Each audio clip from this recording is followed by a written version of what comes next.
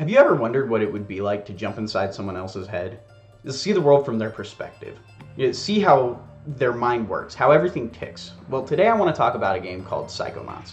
And Psychonauts goes really in depth with this idea because you're literally jumping into the heads of other people. In some cases, not even just people, it could be a creature. Now, Psychonauts was developed by Double Fine Productions, which is a studio that was founded by Tim Schafer in 2000. Tim Schafer is of old LucasArts fame. He did a lot of work on point-and-click games back in the day, such as Grim Fandango, Day of the Tentacle, and Full Throttle. Tim Schafer games are known for their really witty writing, and Psychonauts isn't an exception to this rule.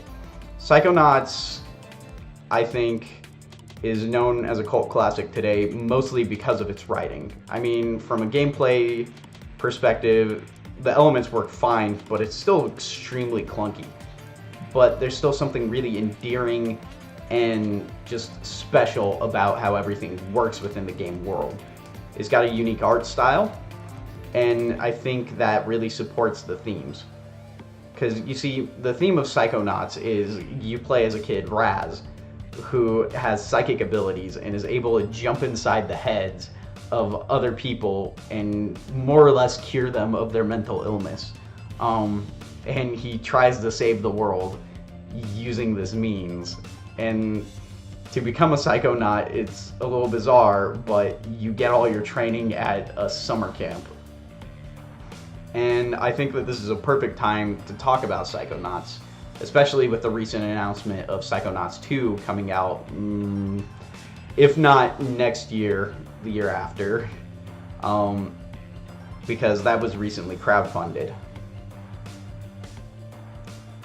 This is as good of a time as any to mention that there definitely will be spoilers in this video.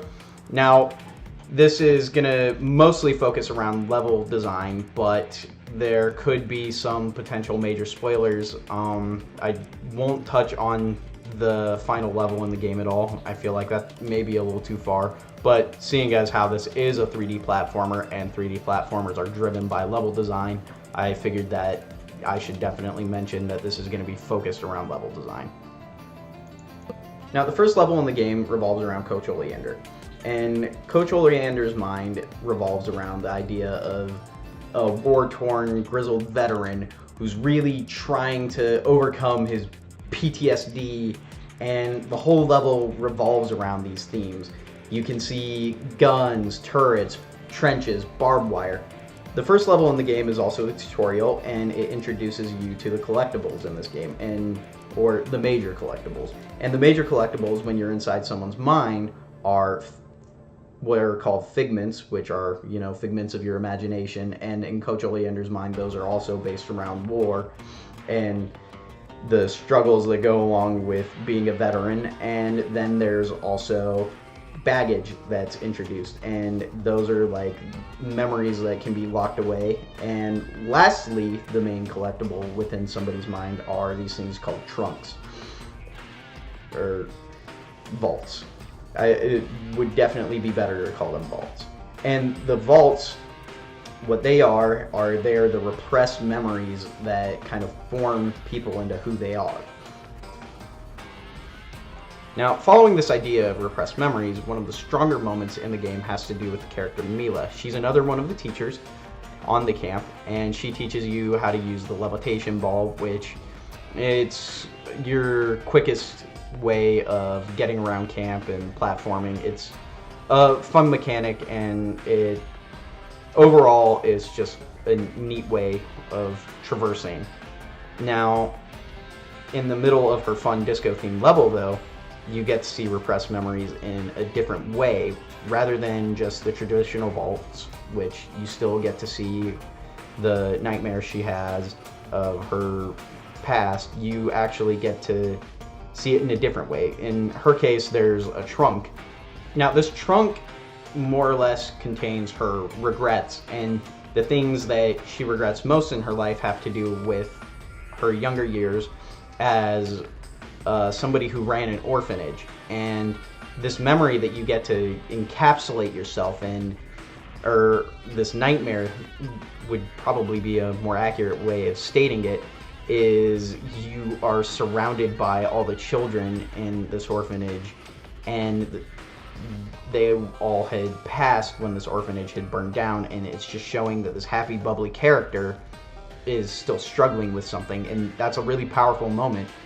It shows that everybody's struggling with something. I mean, it's a little overblown, but it's still a powerful moment within this fun game.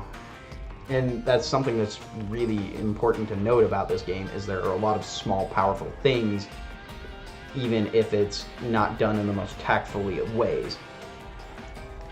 Now, one level that I do feel like is done super tactfully is Fred Bonaparte's level. And who Fred Bonaparte is, he is a descendant of Napoleon.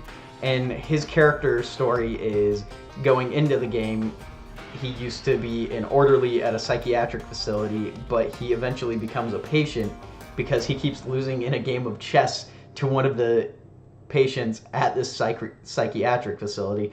So since he's a descendant of Napoleon Bonaparte, he conjures up images of Napoleon in his mind, and Napoleon starts taking over, and he develops dual personality disorder. And the level is built around you trying to win the Battle of Waterloo against Napoleon for Fred, so Fred can reclaim his self-identity and become himself. I was extremely frustrated with elements of this level, but the overall themes and messages of it are so well done that I can't overlook that. I think that it's definitely one of the top 3 levels within the game, and it's hard to completely ignore. It's a masterpiece, as some would say. Building on the theme of levels I thoroughly enjoy in Psychonauts, there is Linda. And you know how earlier I mentioned that Psychonauts doesn't just have you delving into the minds of people? Well, Linda's a fish. Linda's a very tortured soul. You see, the primary antagonist of the game tortures Linda into kidnapping the rest of the children going to the camp. And Linda's mind controlled by him. And Linda's level is a fish metropolis, where when you go into it, you're a giant Godzilla Raz who's terrorizing the city, when in reality you are saving Linda from the primary antagonist.